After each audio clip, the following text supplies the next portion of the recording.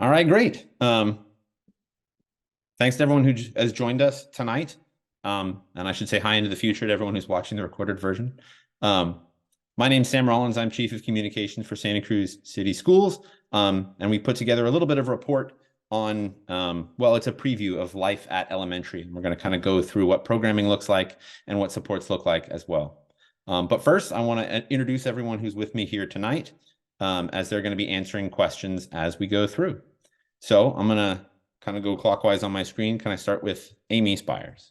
Hello, everyone. Welcome. So glad you're here tonight. I'm Amy Spires, the principal at Galt Elementary. And Renee? Hi, I'm Renee Golder. I'm the principal at Bayview. Okay. And Michelle? Hi, everyone. I'm Michelle McKinney, and I'm the principal at Alternative Family Education and Monarch Community Elementary School. Go ahead, Catherine. Hi, I'm Catherine Norton. I'm the principal at Westlake Elementary. Hi, I'm Tian Hua, principal at De La Vega. Good evening, everybody. Thanks everyone for being here, and thanks all of our panelists for making this time. I really appreciate your help in this matter because there's lots of questions that I can't answer myself outright.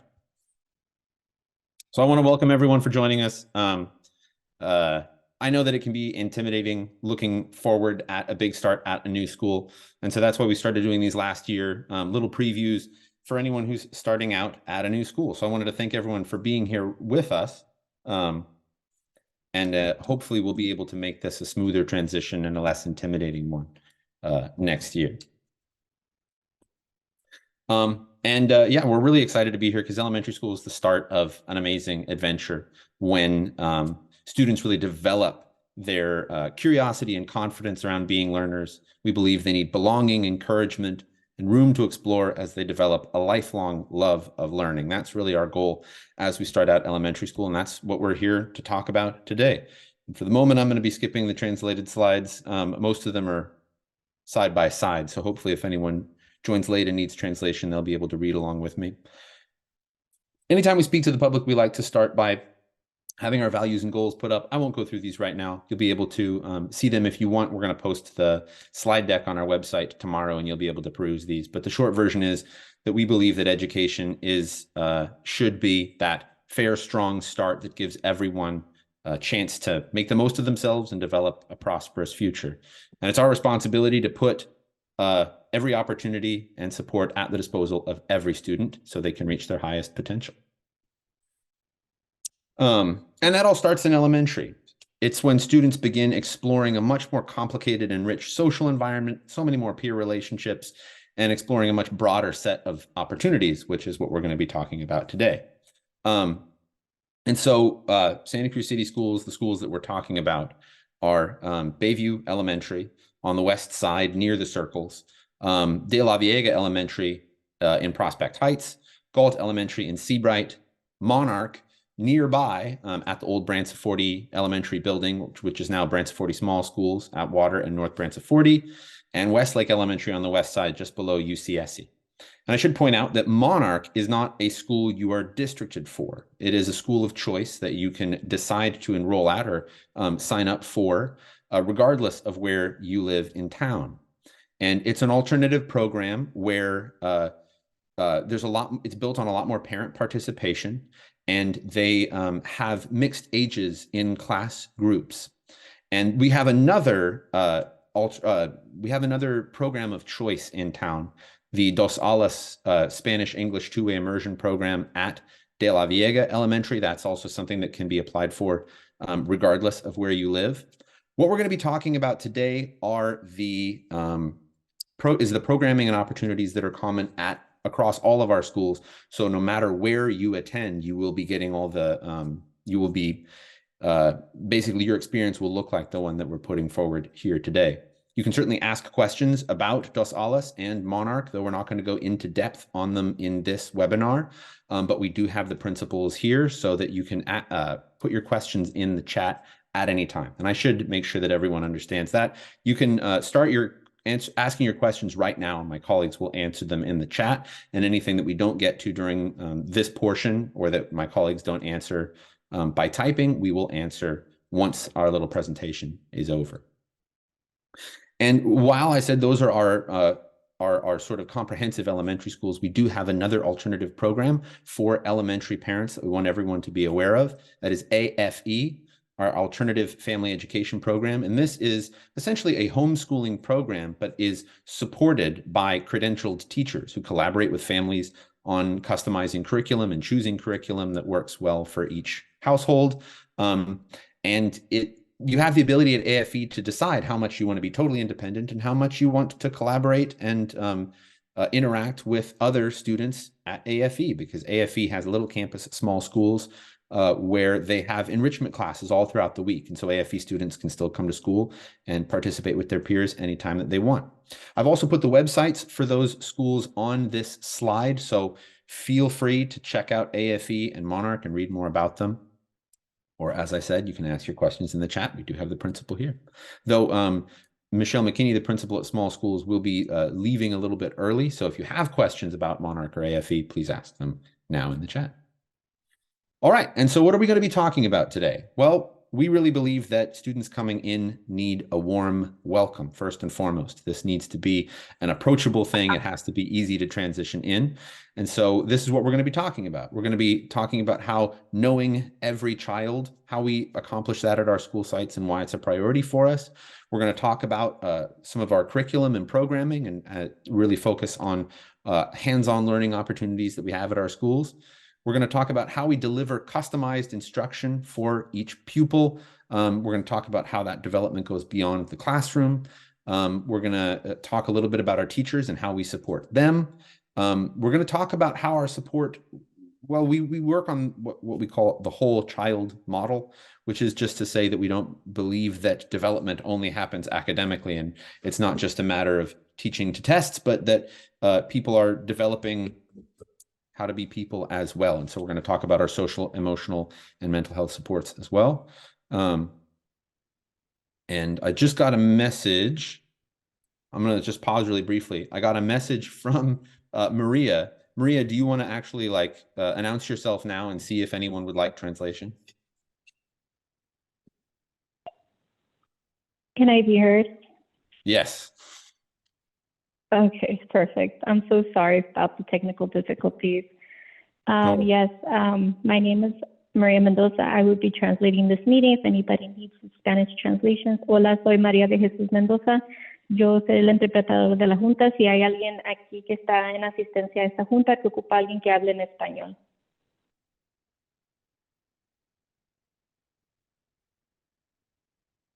I'm looking at the attendees. Doesn't look like I see someone here that needs. All right, Maria, I think you're off the hook for tonight, but thank you so much for being with us. I am. No worries, I'll stand by. Okay, thank you. All right, let's jump back in. Yeah, so I think that where we were is we'll talk a little bit about how we ensure that all students are welcome at our schools and give you a brief school safety overview as well. And I'm going to move through these pretty quickly so that there's time for questions at the end. So one of the first and most important things we want to develop is a sense of belonging in students that are coming in, whether they're coming from, just primarily a home experience or a preschool experience. This is a grander scale of complexity. And so we want to make sure that they feel like school is their home. And one of the ways that we accomplish that is by starting with about a 1 to 12 student to instructor, student to adult ratio in transitional kindergarten if you're deciding to start your kid at 4, or in kindergarten if you're deciding to start your kid at 5. And that ratio changes as the student sort of develops through their academic path and start getting to be a lot more independent as a learner and to want more independence as a learner. But we think that it's good to start out at with that relatively low ratio so that students can have a really strong relationship with their instructors, but also students can be really well known, not just by name, but by their wants and strengths and, down to their favorite color. We also have licensed counselors on staff, which is something that we're incredibly happy about, and they do a lot of wonderful work making sure that students are comfortable and welcomed on campus. We want to thank our community because our counselors are we're only able to have counselors really because of community support. It's not something that's funded by our state funding as a school district. It's not that common in elementary, but we get to have them because Santa Cruz has supported us in that way by passing parcel taxes to allow us to have licensed counselors in elementary. And Renee's got a hand up.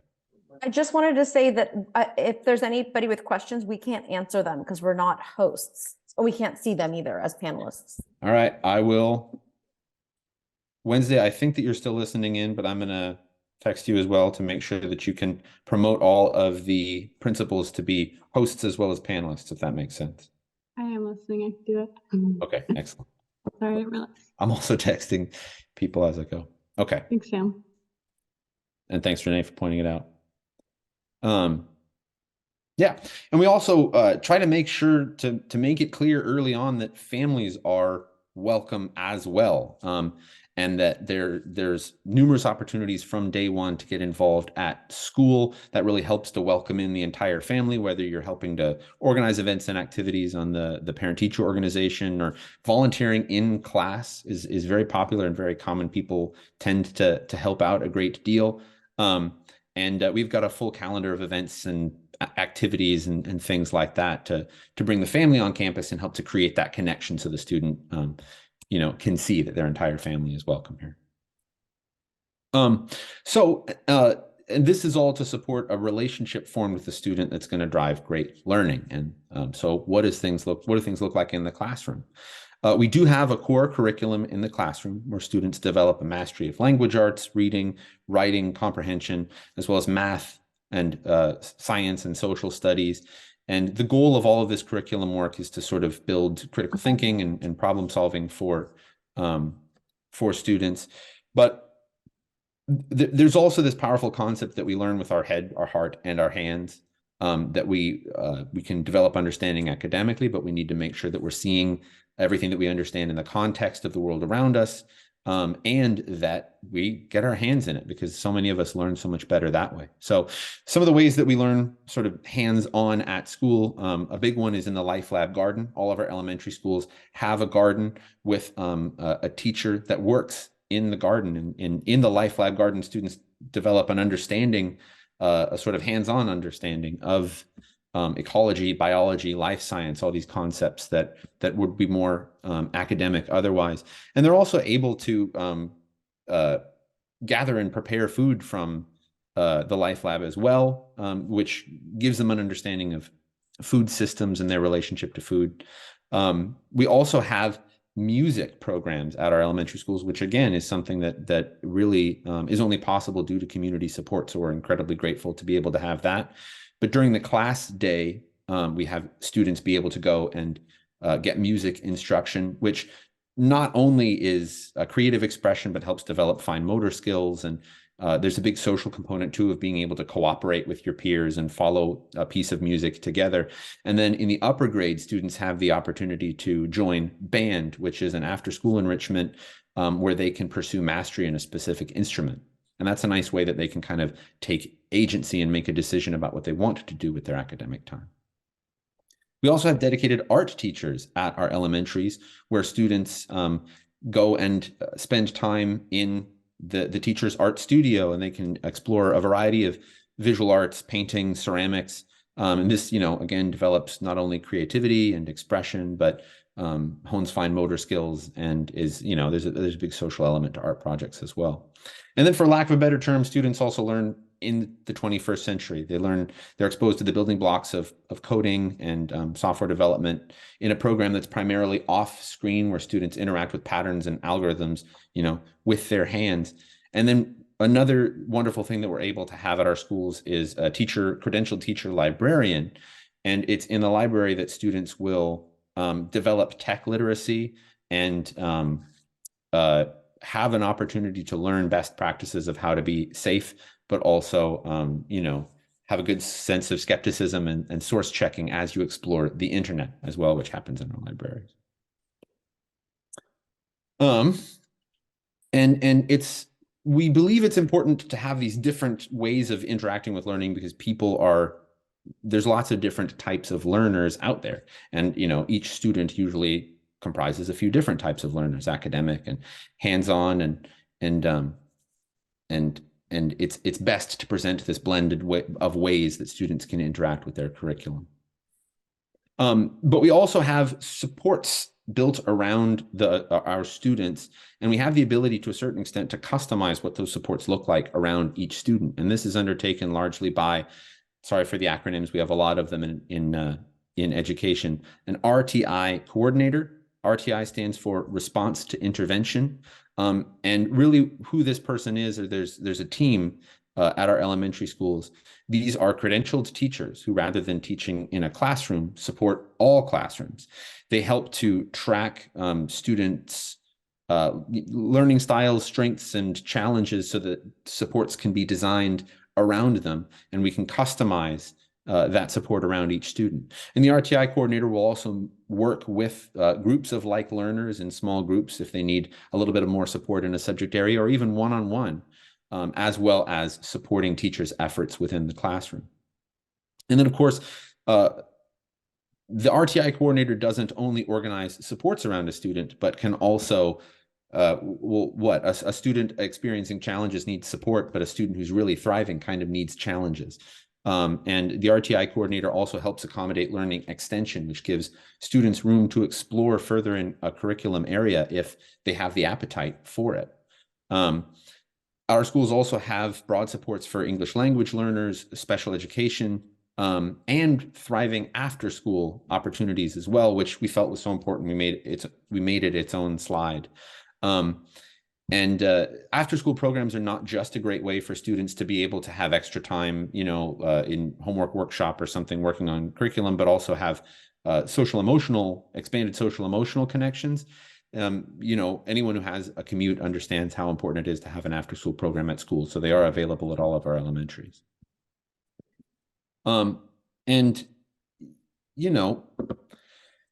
This is to say that we know that we give all these opportunities and supports because we know that learning is more complicated than mastering math or reading.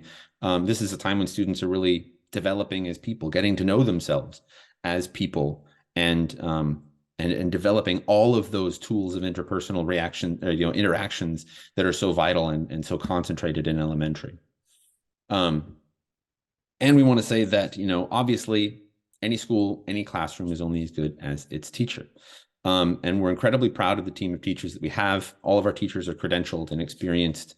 We also always try to put up-to-the-minute pedagogy at the disposal of our teachers so that they can continue to develop as well in any direction that they want to. And this is sort of the mindset that teachers are learners as well as students are, and they're honing their craft as they go. We have a somewhat of a collaborative model between teachers where they interact with their grade level peers, but also will work closely with the grade above and below them to have discussions about how to build classes next year and what that will look like. And they work with each other to make sure that students are known well whenever they come into a new environment.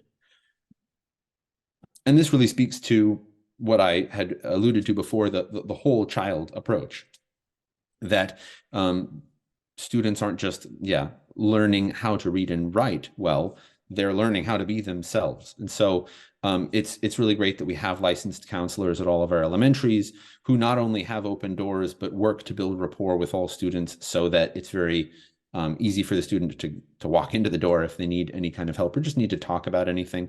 We also, as well as teachers being able to refer students to the counselor, we want parents to know you can always refer students to the counselor. And in fact, you can always reach out to your school by scrolling all the way to the bottom of their website. If you haven't visited their websites, please do. We just updated them with a bunch of up-to-date info, so they should be good ways of exploring what things are like at your school. But anytime you scroll all the way to the bottom, you can there's a form where you can send a message directly to the front office. And so parents can ask for their student to have time with counselors. We also have positive behavior intervention teams. We have, forgive the acronym, PBIS at our schools, Positive Behavior Intervention System, I believe. And so essentially, PBIS is a system by which we set very clear expectations for behavior in all contexts on campus, whether it's the field, the classroom, or in an auditorium. We communicate them clearly to students.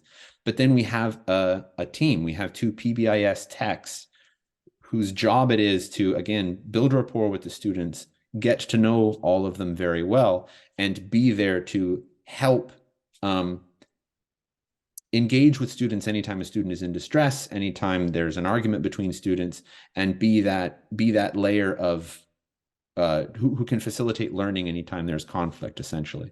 Help kids name their emotions, help kids navigate those scenarios, and help them get tools to resolve their conflicts and manage their own behavior. And counselors will also provide guidance in the classroom to make sure that teachers are literate in this and can see the markers of distress in students. And we even have a social emotional developmental curriculum within the classroom itself, where students are talking about their emotional landscapes and learning self-regulation tools, learning to know themselves better and explore themselves as they're learning curriculum concepts as well. We also have a lot of family support resources for elementary families. We have a dedicated social worker who helps to support all of our elementary families. And we also have a lot of relationships out in a variety of community support. So if there's something a family needs that we can't provide directly, we can connect them with resources that can help them in any context. And then, of course, we understand that students can't learn effectively unless they're in a safe environment, physically and emotionally safe, and that they feel safe as well. So we do invest a lot of time in connectedness and relationships, fostering with students connections between each other, but also to their school as well. And this follows Secret Service data that has analyzed school safety and has found that the most pivotal aspect of it is how connected students are to each other and to their school. So that's, again, another great reason, or another reason we're so happy that our students are supported with mental and emotional health resources. We also train all of our staff in crisis response with local first responding agencies. We're happy this year that our school district, all of our neighboring school districts, and all first responders are training around the same framework so that we will all have a shared response in any crisis situation. We have smart lock systems at our elementary schools, which give staff the ability to lock down areas if they need to. The doors will lock automatically when they close and will only open for the appropriate key card. And we have an anonymous tip system up and running at our schools, where this is another thing. If you go to the school's website and go to the parent or family menu and scroll all the way to the bottom, you'll see that you have the ability to report a concern. You can always report an anonymous tip, and this could be anything from, there's a fire on the hillside by campus, to we think that this one bathroom stall door is broken. And we actually partner with an outside agency who reviews those in real time, and if anything is urgent, escalates it immediately to our administrators and to first responders.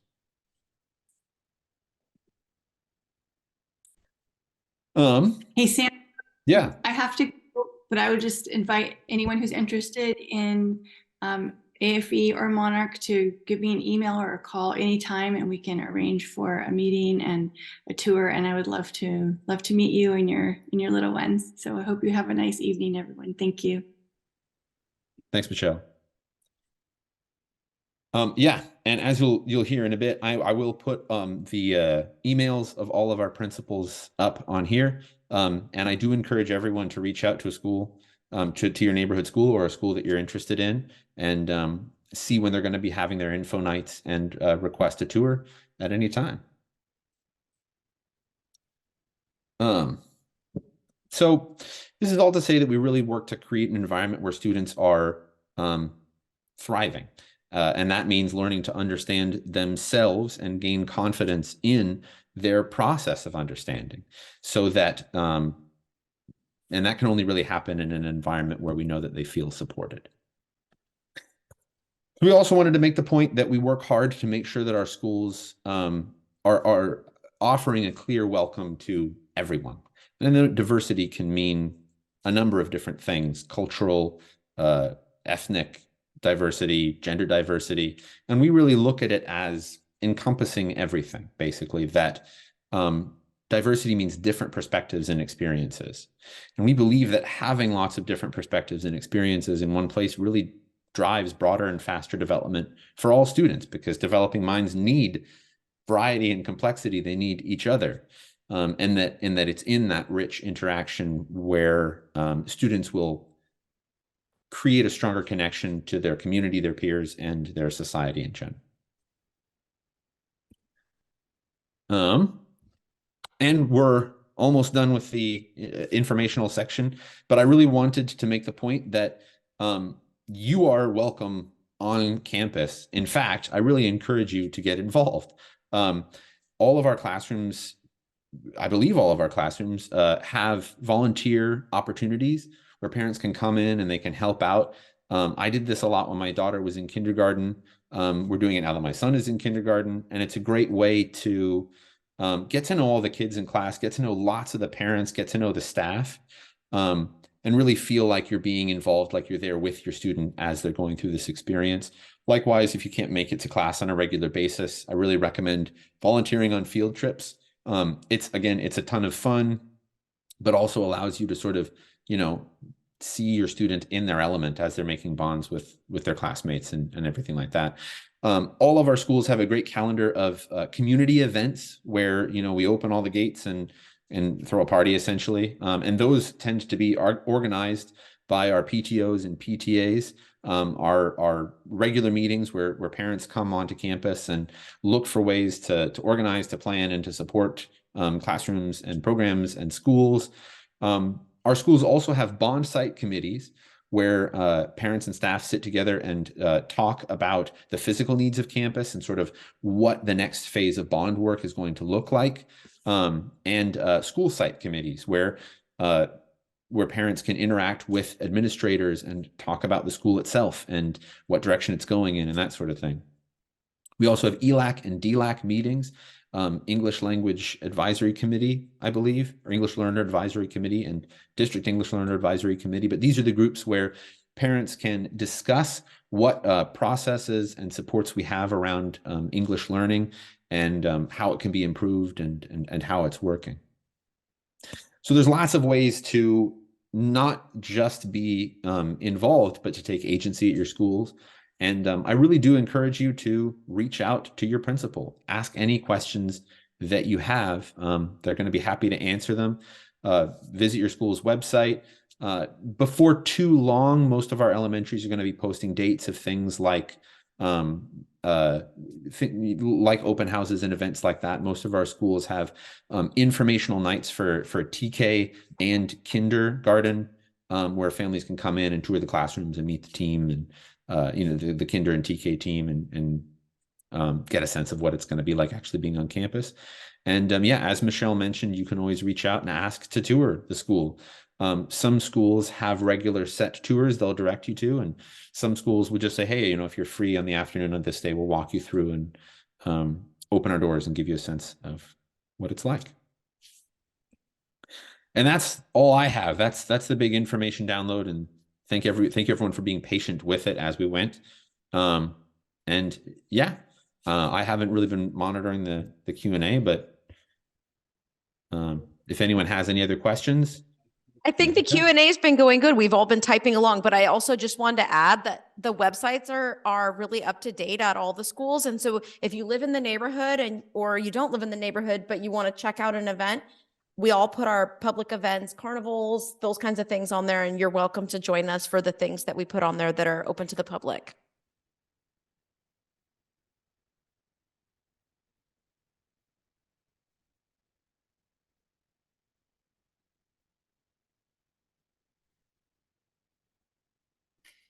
There was one open question about Dos Salas having open house dates. I don't know if you know what those are right now, Tien, to share.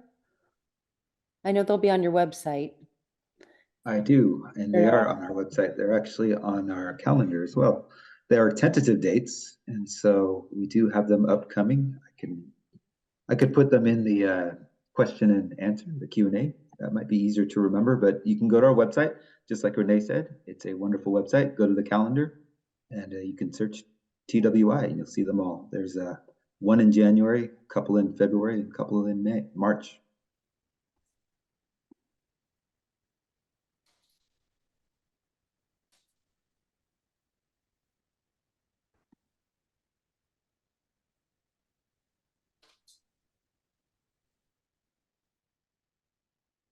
Yeah, actually, there's okay. Catherine's typing an answer. I'm interested in that answer. Obviously, we have a lot of I'll answer co-parenting that live. families, If and I that's don't okay. know what that looks like. So I think you have to apply from your primary address. So they're typically, most families have a primary household and a secondary household. Like if they're split, a student lives with two different parents, but I believe you have to set one address as your primary, and that is the house that you would use for your enrollment. Has been my understanding. I wonder, Sam, if you just want to take a second to read the questions and answers, because I think if someone's watching a recording, they can't see those. That's a good point. Yeah, so far, a question was asked if that 1 to 12 starting student to adult ratio is the same for all schools. Yes, there's an answer that 1 to 12 is for TK, but I believe TK or K, kinder, is at the same ratio, that there's a primary teacher and that there's dedicated support, what we call para-educators in the classroom as well who support the teacher. And that's how we accomplish that ratio.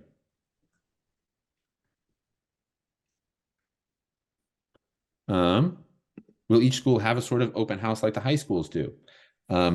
Yes, they have. I would say in elementary, the day, like I said, that I think most traffic is kind of pushed towards is they have info sessions for kinder and TK that they have set up. And then the alternative schools do have sort of specific informational nights. Dos Alas has information meetings, Monarch does. Everyone kind of has those dates, but they don't all have them set yet. We did these webinars a month later in the year last year, and so a lot of that was more set by the time we did the webinars. There's a question if that student to adult ratio is the same for Monarch, and it is. There's one parent, I congratulate this parent for being very eager because I think that they asked a question that I probably answered about 5 minutes later in the presentation. But so there's one question specifically about what opportunities there were for families to be involved in schools. I listed a lot of them. Honestly, also a great thing to do is just to ask your teacher. That's what we did. You sort of, at some point say, hey, is there anything that we can do to support? And the teacher will say, hey, I really need help, Thursdays at this time, or, someone to come before school this day and help me do something. There's a lot of ways to get involved, even if you don't necessarily have a window in the middle of your day, at the same time every week to sit down in the classroom.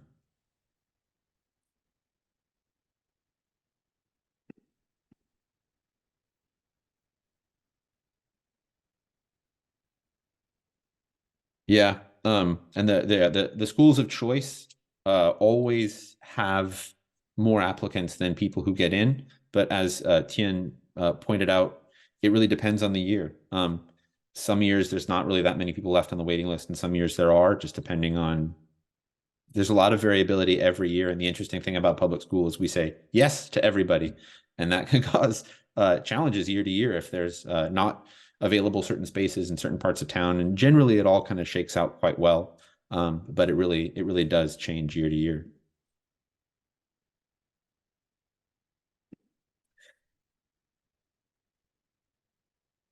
There's a question about after school programs, and this does vary somewhat school to school. Right now we have 2 schools that have that partner with an outside entity to run after school on campus, and then 2 schools that run their own after school programs on campus. And in terms of how those are structured in terms of like activities and things like that, I mean, I think they're pretty similar. They're even price comparable, unless we want to talk about ACEs specifically.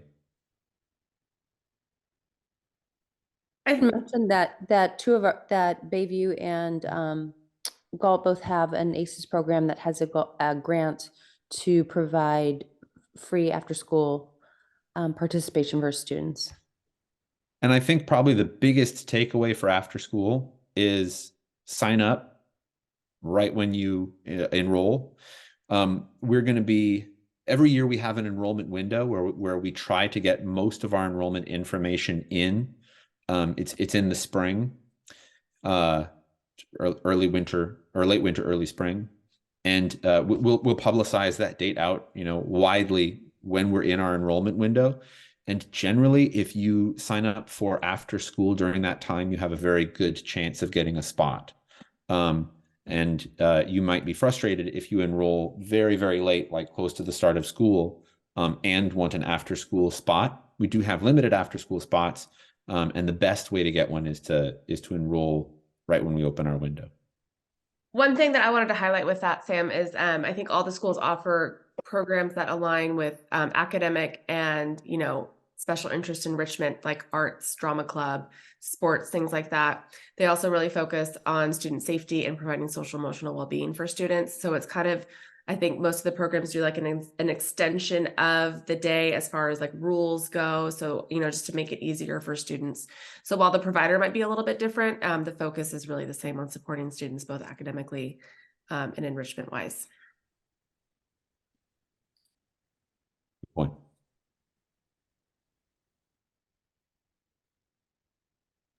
But Sam's right, sign up early.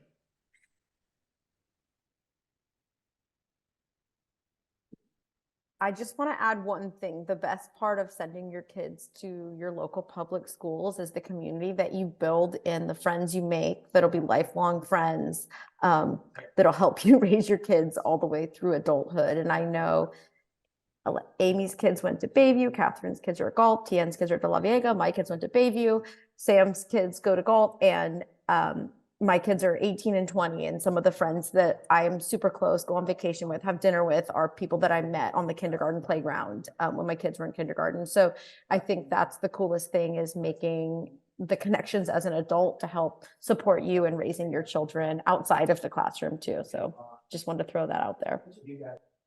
Yeah, well said. There's a question about De La Viega's enrollment being much higher than the other schools. And the question is that because they have multiple programs on that campus? And the short answer is yes.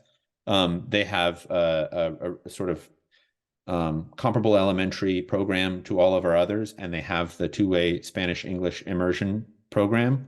But also there is something of an issue of space at a school site. Galt couldn't grow significantly even if it wanted to without becoming something of a skyscraper, whereas some of the other schools have more space. That's kind of always in flux as portables are aged out, new buildings are built, and that sort of thing. The question is whether it's fairly well balanced across, and I'd say usually we're able to accommodate quite well the ups and downs of year-to-year enrollment. Famously last year, we had so many more students come into Bayview than we were anticipating that there was a pretty significant scramble to get enough space to accommodate all of our students. It worked out, but some years are easier than others to manage as we sort of see the numbers come in spread out across our part of the county. I want to really thank our panelists for being here. The number of times throughout the year that principals and teachers give their time when they probably don't strictly need to is astounding and inspiring. And so thank you guys for giving us your time tonight. And thanks everyone for joining and asking your questions. And thanks for being proactive with this big step. Thank you, everybody. We look forward to meeting you. Thanks, everybody. Have a good night. Thank you, Thanks, everyone. everybody. And thank you, Sam. Thanks, guys.